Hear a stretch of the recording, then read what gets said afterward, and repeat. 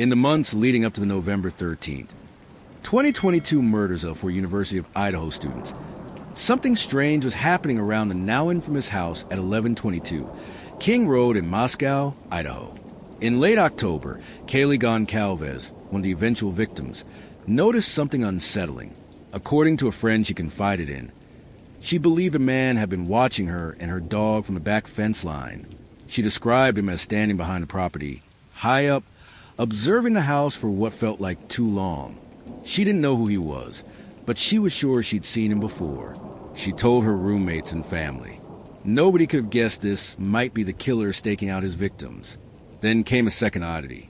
On November 4th, just 9 days before the murders, one of the roommates returned home to find the front door wide open. Not just unlocked, but physically ajar, a red flag. Everyone who lived in that house was cautious. Moscow was a safe college town, but nobody left doors open in the middle of the night. The incident rattled them, but no break-in was reported. The roommates wrote it off as a fluke. But detectives now believe these were warning signs, moments of surveillance, testing, maybe even early attempts at entering the home. Meanwhile, in nearby Pullman, Washington, where Kohberger lived while studying criminology at Washington State University, things were beginning to add up for investigators, though they wouldn't realize it until much later. A local Walmart employee remembered something strange.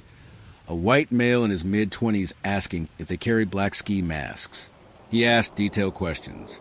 He didn't smile. The man didn't buy anything, but his behavior stuck out. After the murders, the employee came forward, certain the man looked just like Kohberger. Another sighting surfaced from earlier that fall.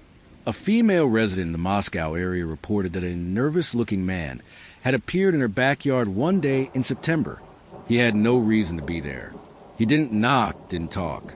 He stood, looking around, then left. She wouldn't forget his face.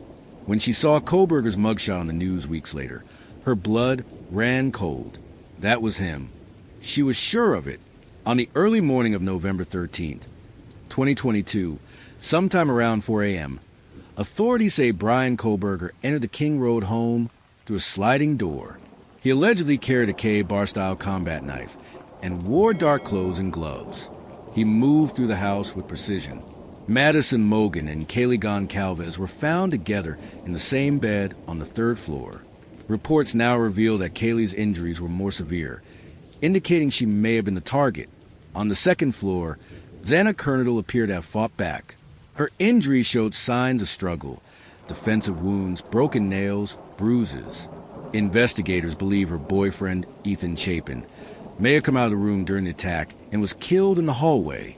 A knife sheath, later linked to Kohberger via DNA on the snap, was found lying near Madison's body. The break in the case would come from this clue. Police used cell phone tower data to map out Kohberger's movements. It showed that he had driven past the King Road home at least 12 times before the murders, usually in the early morning hours. Once, he circled it 4 times in less than 30 minutes. On the night of the murder, his cell phone was turned off during the critical window, but then pinged again just after 4:45 a.m., heading away from the crime scene. Investigators also tracked his white Hyundai Elantra, matching surveillance footage from the neighborhood. They found online purchases of a K-bar knife. They even reviewed his Reddit posts, where he had previously asked ex-convicts about how it feels to commit a crime. When they arrested him at his parents' house in Pennsylvania on December 30th, 2022, he was calm at the state police facility. He chatted about football, graduate school, and how he wanted to teach criminology. But when detectives started pressing deeper, he shut down. "I think I would need a lawyer." That ended the conversation. Inside the Latah County Jail, Kohberger kept to himself. His cellmate told police that Kohberger was obsessive about hygiene, washing his hands up to 8 times a day, taking long showers, and staying up all night. He rarely spoke. He'd also stare blankly at the walls, often pacing his cell silently, and would abruptly stop talking mid-sentence. His behavior unnerved other inmates. Some believed he was trying to mimic mental illness, but others thought it was control, a way to maintain dominance in an environment where he had none. What's next? Kohberger has pleaded not guilty to 4 counts of first-degree murder. His trial has been delayed multiple times. most recently as his legal team attempts to suppress key evidence, including the knife sheath DNA. He faces the death penalty if convicted,